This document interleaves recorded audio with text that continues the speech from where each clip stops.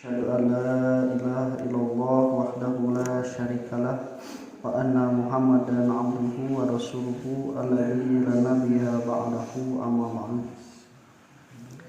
Suatu iman rahimakumullah, di ayat ke 83 84 mungkin ke 85 Allah Subhanahu wa taala nerangkeun kalakuan Bani Israil anu melanggar perjanjian yang telah Allah Subhanahu wa taala buat, agar apa yang Allah janjikan apabila dilaksanakan itu akan dibalas dengan pahala yang berlimpah di dunia dan di akhirat. Tapi kenyataannya apa yang mereka terima itu justru mereka langgar. Nah, kenapa alasan pelanggarannya? Padahal Allah sakitu bageurna kamaranehanana. Ternyata di ayat ke-86 Allah Subhanahu wa taala menceritakan alasannya. A'udzubillahi minasyaitonirrajim. Ulaikal ladzina istarau hayatad dunya bil akhirah. Mereka itu adalah orang-orang yang menukarkan atau membeli kehidupan dunia dengan kehidupan akhirat. Fala yukhaffafu anhumul adzabu, maka tidak akan diringankan siksa bagi mereka, walahum yunsarun, dan mereka itu tidak akan ditolong. Wa timar rahimakumullah, urang pendak deui jeung ayat anu hampir mirip sareng ayat anu di tangan belasannya, ayat ke-16 panu kalapan. Ulaika alladziina istarau dhalalata bil huda. Nah, di dia mah diterangkan teh ulaika alladzina istarau hayata dunya bil akhirah. Nyamat deui yang kalimat istara itu artinya itu adalah menukarkan. Urang geus jadi bahasa istara itu membeli.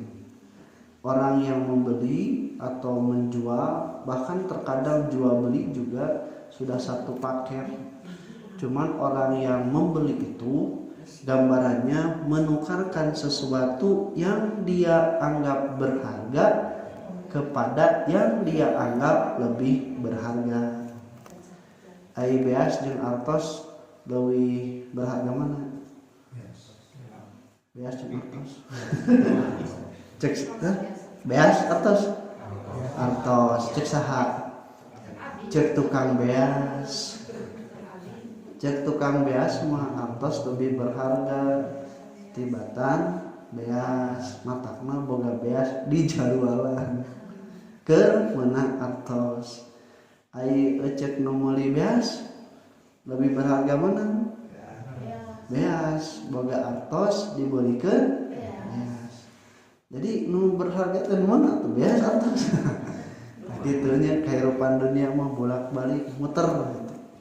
Nah, ikhwati iman rahimakumullah, tapi dari kalimat istaro itu, menjual beli itu, kita mendapat gambaran bahwa apa yang dibelikan jadi wasilah untuk menukar itu, untuk mendapatkan sesuatu yang akan dibeli atau didapatkan, itu ternyata tingkatnya itu dianggap lebih tidak berharga ketimbang apa yang diinginkan atau dibeli, buktinya ditukerkeun gitu. Nah, kalau misalnya kehidupan dunia kemudian dibeli dengan kehidupan akhirat, mana yang lebih berharga menurut mereka? Dunia, karena mereka itu mempunyai janji untuk mendapatkan kehidupan akhirat yang baik dengan melakukan apa yang Allah perintahkan, tapi dilanggar supaya menang kehidupan dunia nu menyenangkan cek manehanana. Padahal dunia jeung akhirat mah jauh mulameluk istilah nama. Dina segi umur jauh pisan. Urang hirup ngan puluhan tahun, akhirat salilana. Jeung lamun dikersakeun aya nu sarua naon anu aya di dunia jeung di akhirat atau di surga teu aya nu sami kajabangan ukur ngaranna hungkul gitu. Mun aya di dunia buah-buahan, di akhirat ge aya buah-buahan, tapi buah-buahan di akhirat teh lain sarua jeung anu aya di ikhwati iman rahimakumullah, ini berarti menggambarkan kepada kita bahwa apa yang ada di dunia itu adalah wasilah untuk menukarkan dengan apa yang di akhirat. Karena apa? Hiji waktu mah naon dipika milik teh mapain. Contoh sederhananya Allah digambarkan di surah Al-Hadid ayat 20 bahwa kehidupan dunia itu adalah satu laibun. Laibun itu adalah permainan. Ai permainan mah capek-capek resep tapi teu meunang naon-naon. Eta permainan mah. Siga budak main monopoli, nya dikeun ka bang jam-jam dititah hese dahar pokok nya. Tah terus we geus menang loba dengan aya menang duit loba, menang imah, menang hotel, menang aset. Pas geus beres lapar cina teh mah hayang hoyong jajan kaditu atuh beulikeun lain menang loba eta duit teh teu payu mun ieu mah tah barang oge ngumpul dunia nepikeun ka ninggalkeun sagala rupa, ninggalkeun pamajikan, ninggalkeun anak, ninggalkeun salat, nalika engke urang ngantunkeun ternyata tidak berlaku teu payu. Tong wakama engke di akhirat, di dunia oge ku Allah teh geus loba digambarkeun yen dunia teh teu payu. Teu payu kumaha nalika gering geus bayar ka ditu ka dieu, diubar ka ditu ka dieu, angger teu cager. Malah dugikeun kaya ungkapannya kanggo Allah yarham putra gubernur Jawa Barat Emerekan cenanya. Ternyata kalaupun misalnya Pak Gubernur itu harus menukarkan segala jabatan, kemewahan dan hartanya supaya anaknya kembali ditukerkeun, ngada henteu bisa. Jadi gitu. Atau yang lebih sederhana bentarnya loba duit urang teh loba duit rupiah gitu. Ini teh ka luar negeri. Di luar negeri makan teu payu rupiah teh. Cantang tu aya nu daekeun, kudu ditukerkeun. Tuh geus teu payu. Bahkan ada satu cerita zaman boga duit kecida loba, harta nu kecida loba. Terus we indit jeung babaturanana tersesat di padang pasir. Geus mang poe-poe kahausan. Manehna mah geus beakeun cai, babaturanna mah boga keneh sabotol deui. Hayang minum menta, cenah ieu mah cai kaula. Mun kaula mikeun kaula anu maot kahausan. Sok ditukeurkeun lah. Satengahna we bae lah, setengah ka anjeun, setengah ka kaula. Rek ditukeurkeun jeung naon? Biasa we atuh 2000. Jeung meuli ka ditu teh angan di mana? Kumaha atuh geus kausan? Teu daekeun keneh sok atuh cenah. Satengah harta kaula sok ku anjeun, jak anjeun tapi bere kaula satengah botolna dibere. Cupnya satengah harta maneh mun urang salamet jadi milik kami dikeun semangat. Kusabab semangat teuing kabesekan cai beak kan mun urang tua kabesekan sangu diobaran kunaon ku cai, mun urang kabesekan ku cai diobaran kunaon ku sangu ku cai deui aya pas lapakan hese ieu kabesekan cenanya eta minta deui nya sok atuh lamun hayang deui sasetengahna harta anjeun setengah dari dibikeun ka kami. Baiklah daripada maut. Ternyata harga apa yang dia usahakan dimiliki itu ngan ukur sabotoleun hiji waktu mah ku Allah Subhanahu wa taala. Nah, ikhwati rahimakumullah, jadi urang kudu sadar naon anu dibikeun ku Allah Subhanahu wa taala di alam dunia teh wasilah untuk menukarkan apa yang akan kita miliki, apa yang akan kita nikmati di akhirat kelak.